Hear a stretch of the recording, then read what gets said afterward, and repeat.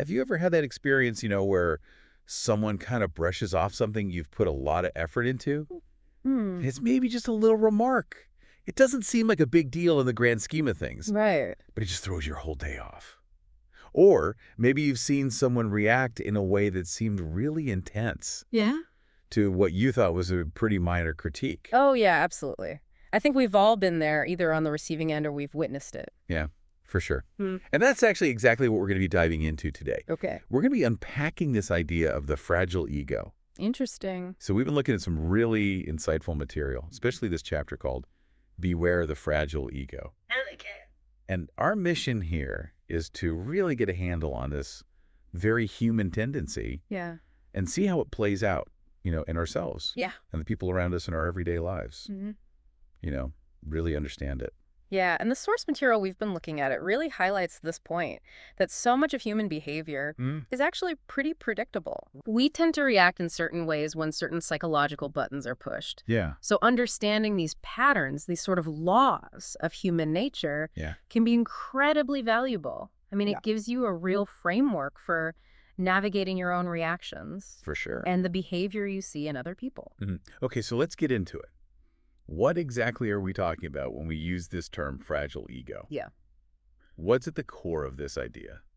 So a fragile ego at its heart is really this inflated sense of self-importance, Okay. but it's very vulnerable. It's easily threatened. Right. It's not true self-esteem. It's more like this kind of image, Okay. this puffed up image that can be very easily deflated by the slightest bit of criticism or any kind of step back. I see. Or even, when other people succeed, it can feel very threatening. It's like this emotional overcompensation. So it's almost like they're building up this huge tower of themselves, Yes. but any little breeze of disapproval could come along and just knock the whole thing down. That's such a good analogy. Because it is that fear of being knocked down Right. that often manifests as defensiveness. Someone with a fragile ego might react very, very strongly to feedback, even if it's intended to be helpful. Yeah. They take it as a personal attack on their worth as a human being. Yeah. Have you ever had that experience where you're trying to offer a suggestion to someone Oh, yeah, all the time. and they just launch into this huge explanation for why they're right, Right? even if you weren't even trying to say they were wrong? It's that need to protect that image at all costs. Right. So how else might this show up in our lives? Well, I think one thing that comes to mind is this constant need for validation. Yes. It's like some people always need to be told how great they are. Exactly. And that's because their internal sense of self-worth isn't very solid. Right. So they need constant external approval. They need praise recognition from other people. I see. And it's almost as if they're trying to shore up this shaky foundation. It's like their battery of self-worth needs constant recharging from external sources. Yes, that's a great way to put it. And this can also lead to a real reluctance to take responsibility. Okay. When things go wrong, they're much more likely to blame other people or circumstances Right. rather than saying, okay, maybe I had a part in this. Mm. And it all comes back to protecting that inflated sense of self. So never their fault, always someone else's. What about when other people achieve something big? How does a fragile ego usually react to that? Oh, that can be really tough because other people's successes can feel deeply threatening. To someone with a fragile ego, it can highlight their own perceived inadequacies. Oh, I see. So this can lead to feelings of jealousy, envy, and sometimes even to actions that try to undermine the other person. Wow, so their success somehow diminishes them. Yeah, in a way, it's like they can't handle seeing someone else shine because it makes their own light seem dimmer. Right, right. And the source material actually talks about how envy can be this really powerful, often unspoken driver of a lot of human behavior. Absolutely. It's this hidden force that we don't always want to admit to. Right. So we're really starting to see that this is more than just occasional sensitivity. It's like a consistent pattern It is a pattern. that's really driven by a deep insecurity. Yeah, a very deep insecurity. Okay, so let's bring this into the real world, for our listeners out there. Sure. What are some concrete examples where we might see this fragile ego playing out? Okay, well, let's think about the workplace. Okay. That's a great place to start. Yeah. So imagine you have a colleague and you're working on a project together Right. and you offer a suggestion, maybe a small tweak, to a report they've written. Hmm. And suddenly they become super defensive. Yeah. They start listing all their qualifications, and they completely dismiss any idea that their work could be improved. It's like their work is an extension of themselves. Exactly. And any critique of it Yeah. is a critique of them as a person. Yeah, I've definitely been in those situations where it's like, Yeah. okay, well, I just thought this one little part could be a little bit clearer. Right, right. And they take it as And it turns into this huge thing. a huge attack. Yeah, It can make teamwork very challenging. for sure. For sure.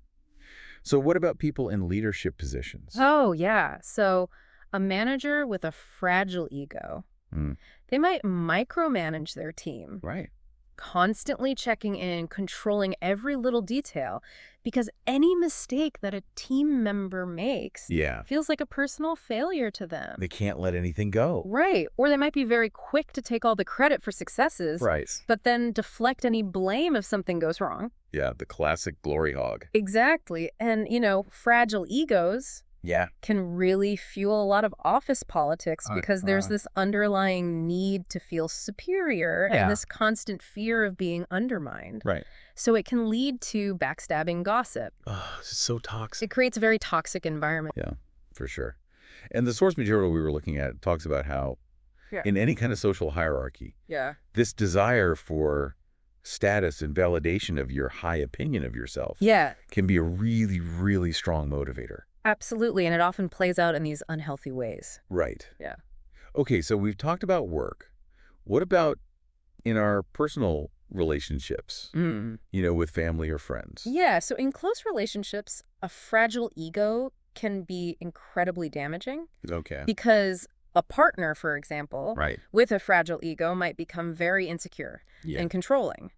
If their partner has independent interests or friendships, Mhm. they don't see it as a healthy thing. They see it as a threat Oh, wow. to their own importance in the relationship. So it's not, oh, you have your own life? That's great. Yeah. Like, wait a minute, you're taking attention away from me. Exactly. It goes back to that fear Right. of not being enough. Mm. And you might also see arguments that happen over and over because Right. one person simply cannot admit that they're wrong. They Right. can't handle being wrong. Because it's a hit to the ego. Exactly. It feels like a personal attack Right. rather than just a factual error. And that need to be right all the time can be so draining. It can be exhausting for everyone involved. Yeah, and it erodes trust over time.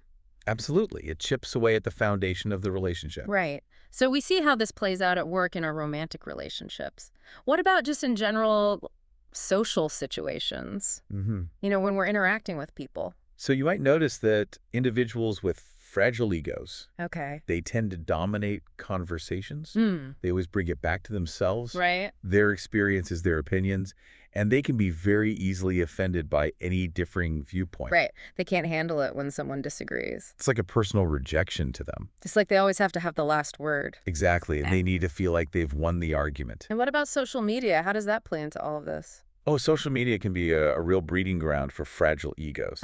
Because you have this constant pressure for likes Right. and validation, this fear of negative comments, Right. public scrutiny, it can really amplify those insecurities. It's like this constant performance Yes, where every comment feels like a judgment. exactly. And our source material actually talks about how social media can really encourage us to compare ourselves to other people Right. and to seek that external validation rather than finding it within. Right. It's never enough. Never enough. You always need more likes, more followers, more comments. And speaking of leaders, our source material talks about seeing these patterns and Right. people in positions of power. Yeah, and they do it very carefully. Right. They don't name any names. They don't take sides, Right.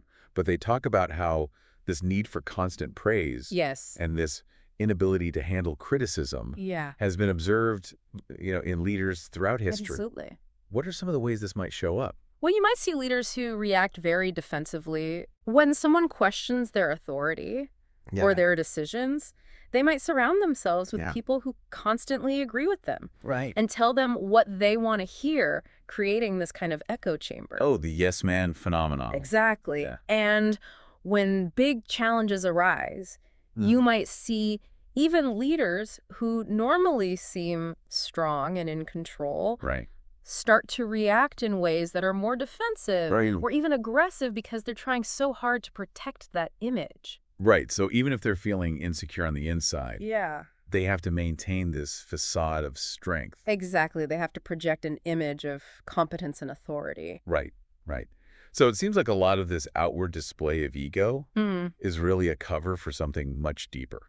It is. It's often a way to mask deep insecurities Right. and fears of inadequacy. So they're trying to convince everyone else, Yes. but they're also trying to convince themselves. Yeah, they're trying to convince themselves that they are important, Right. that they are capable, that they are worthy. So sometimes the louder someone is about how great they are, the more insecure they might actually be feeling. It's definitely a pattern worth paying attention to. Yeah, and the source material talks about how some of this might stem from, early life experiences and societal pressures. Right. So, for example, if someone grew up in an environment where they didn't receive consistent affirmation, or maybe they were constantly criticized, that could really contribute to those feelings of insecurity later in life. So if you never really developed that strong sense of self-worth from within, you're always going to be looking for it from other people. You're always seeking it externally. Right. And the source material also talks about some of the coping mechanisms that people with fragile egos might use.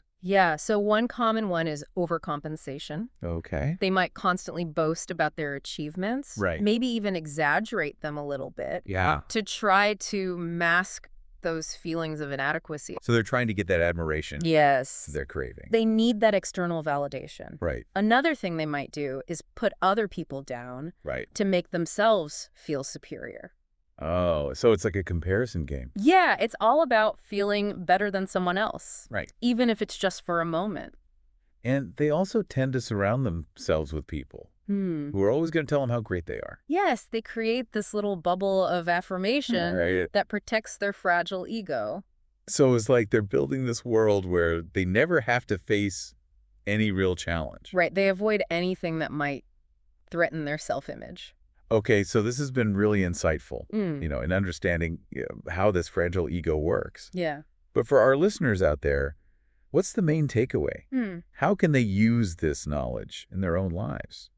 So the first step, and this is something the source material emphasizes, is self-reflection. Okay. We're often very quick to see these tendencies in other people. Yeah. But we don't always turn that same lens on ourselves. It's much easier to see it in other people. It is. So it's really about taking an honest look at your own reactions, especially to feedback or to the successes of others.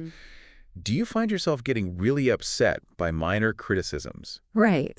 What happens when someone achieves something that you've been wanting? Right. How does that make you feel? Yeah. Really recognizing those patterns in yourself without judgment is the key to greater self-awareness. It's like holding up a mirror and really taking a look. Exactly. And then once you've done that, it's about observing these patterns in the people around you. Okay. But instead of just labeling someone as difficult or arrogant, try to understand their behavior through the lens of a potentially fragile ego. Because that can foster much more empathy. So understanding that maybe it's not coming from a place of malice. Yeah. It's coming from a place of insecurity. Exactly. And then the source even talks about trying to just observe people more objectively, accepting them as they are, rather than constantly wishing they were different. Right. Because we all have our own stuff. We do. Our own insecurities and absolutely, and things that we're working through. And recognizing those tendencies both in yourself and others. Right. That's the foundation for healthier communication, more effective relationships, and a deeper understanding of human behavior. It's about responding thoughtfully. Yes. Instead of just reacting emotionally. Exactly. It gives you that space to choose your response. This has been a really, really interesting deep dive. Yeah, it's a fascinating topic. Into this really fundamental part of how we interact with the world. So to bring it all together, what's the core message you want our listeners to take away from our exploration of the fragile ego? I think the main takeaway is that the fragile ego is a common human vulnerability. And it's often rooted in those deep insecurities that we've been talking about. But when we become aware of how it shows up in ourselves and in others, it can really open the door to more fulfilling interactions in all areas of our lives. So it's not about judging people. It's about understanding them. Exactly. Okay, so final thought. What's one thing you want to leave our listeners with today? I would say, think about this. How might consciously recognizing the signs of a fragile ego And not just in the obvious case, like the person who's always bragging. Right. But maybe in the colleague who's overly sensitive. Yeah. Or the partner who seems controlling. Right. How might that change the way you communicate and build relationships? Maybe take a moment to think about some specific interactions you've had and how this new understanding might offer a different perspective. That's such a good point. You know, we often jump to conclusions about people's behavior. Yeah. But when we can pause Right. and think about where it might be coming from, it can really shift our whole approach. Absolutely. So I think that's a great place to leave it today. Yeah. A lot to think about. Lots to ponder. And as our source material reminds us, this is just one piece of the puzzle. It is. You know, understanding human nature. Yeah. It's a lifelong journey. It is a journey of self-discovery. Exactly. And understanding the complexities of the world around us. Well, thank you so much for joining us on this deep dive. My pleasure. Thanks for having me.